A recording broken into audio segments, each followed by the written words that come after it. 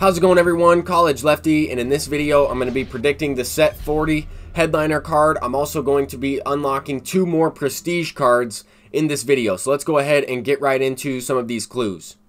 So to start with, we have a tweet from SDS with question marks, and we also have kind of the outline of the set 40 pack. So we have an 8-letter first name, a 5-letter last name, and then some red stars coming out from that set 40 headliners pack. Previously, when we had this type of clue, we had blue stars coming out of the pack, and also a different question mark clue that led us to Brendan McKay. So I think that in this one, we could end up seeing a better version, a future star version of Cristian Pache.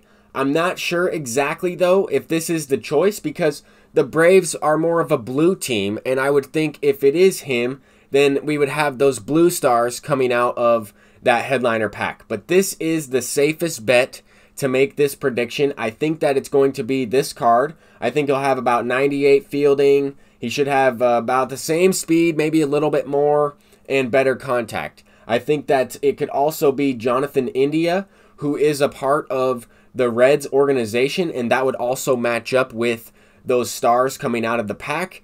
But we don't see a prospect player of this card. He's not even in Diamond Dynasty. So with that being said, I think that we can kind of assume that it's going to be a card that already has a prospect. But we do have a couple like Dustin May, Spencer Howard, Luis Patino, Carter Kieboom or Keyboom. We do have a couple of those players who don't have a prospect card who we saw get a future star card. So just keep those things in mind as well. I'm going to go ahead and predict Cristian Pache, though, as the reward. I think that they could be throwing us off a little bit with those red stars. The Braves are, a blue and red team, so it could still be him, but I'm not exactly sure. I'm not as sure as I was with a few of these other headliner predictions that I've had. So anyway, we're going to go ahead and get into some event gameplay. I received a couple comments asking about why the PCI is so big. Well, we are playing on All-Star, and we are also using some of the better hitters in the entire game. I mean, we have Jimmy Rollins, Mike Trout, Larry Walker, Stan Musial, Gary Sheffield, Prestige Mickey Mantle, Robinson Cano, Home Run Derby, and Prestige Biggio on this event team. So we do have some of the better hitters. We're also playing on All-Star, like I said, so that's going to come into play with the PCI. In this one, we're facing the 93 overall Bob Feller. I recently debuted the 99 overall Bob Feller in ranked seasons, but mainly just wanted to kind of get some event wins so that way I can earn some packs, earn some free cards, maybe a couple of those award series cards like Justin Upton and Andrelton Simmons. I'm still, a few wins away from getting those, but also I'm looking to prestige Gary Sheffield and Larry Walker in this video. I want to unlock both of those prestige cards. Larry Walker will be much better in the outfield when he is prestiged, and then of course Gary Sheffield will be a little bit better at third base as well with the increased reaction playing in his secondary position. So I might be moving Ernie Banks a little bit. I'm going to try out some of those prestige cards, but that's the goal in this video, is to complete both of those.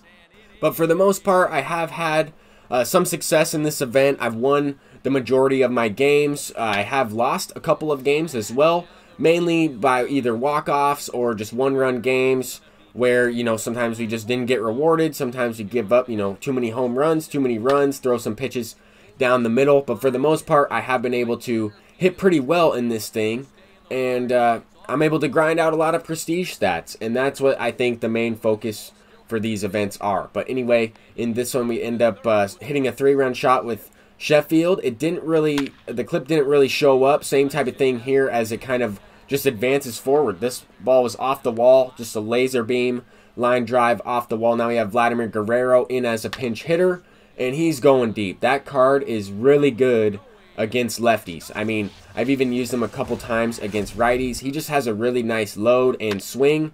I like him a little bit more than Buster Posey already in the few times I've used him.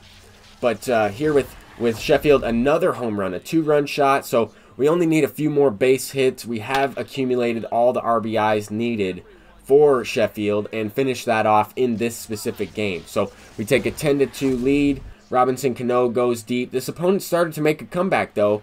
10-6 ball game. He's got 2 guys on base, 1 swing of the bat, makes it a 1-run game, and we end up getting the strikeout there to end it. Now we have Gary Sheffield up once again, and honestly only like 3 or 4 more hits, and we'll get that red diamond Gary Sheffield. I know that a lot of people really like using Sheffield. I haven't used him too much in ranked seasons. I haven't started him that often.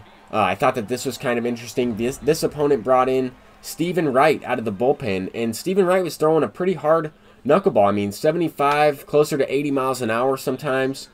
Here we end up smacking a base hit with Cano and then going deep with Jimmy Rollins on a 2-run shot. So that's nice. You're able to score a few runs off of the knuckleballer. Let's go ahead and hop into another game.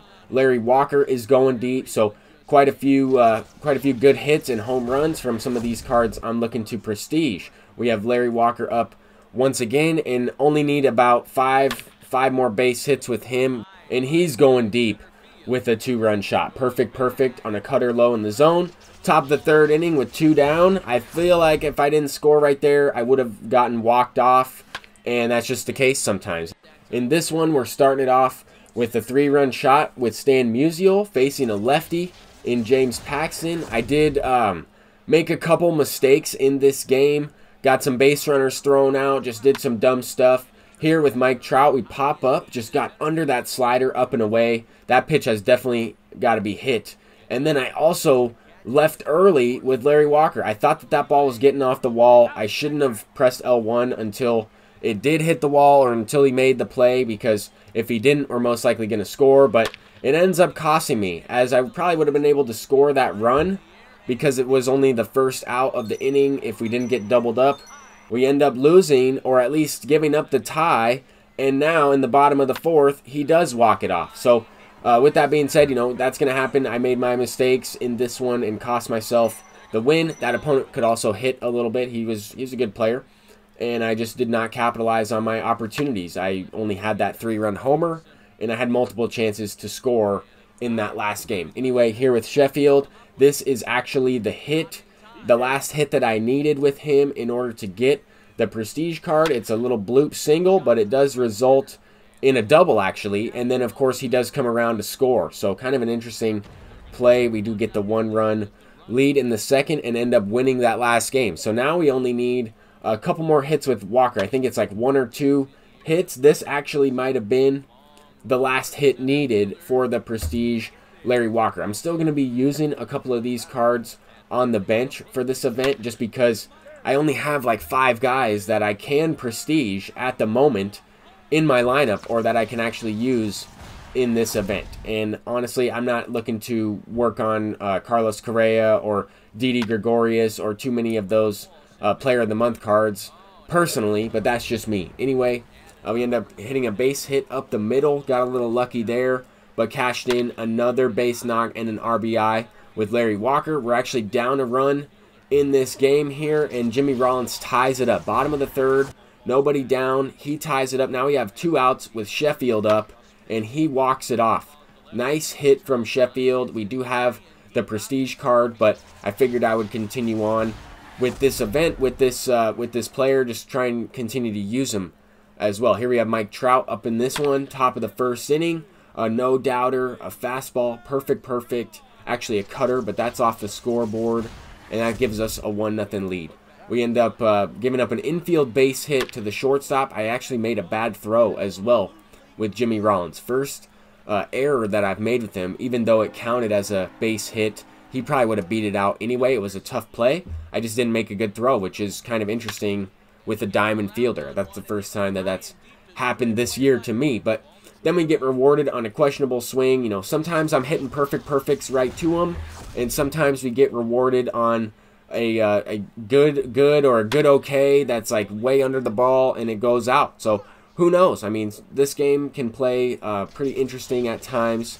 You just never know what you're going to get, and you kind of just have to keep an open mind. I really think that anyone can win in these 3-inning games. I did play a couple more event games as well, so I'm not going to have all of the highlights from all of the event games that I just recently played, but I was on, off and on yesterday. I was also working to prepare for this upcoming week, and we're also getting ready to go back to school, and I'm a teacher, so I do have to prepare for that as well. I've had a lot of paperwork to fill out, just a lot of reports to read up on, and I am enjoying playing this game though in my free time. We get the Prestige Larry Walker. We also got the Prestige Gary Sheffield.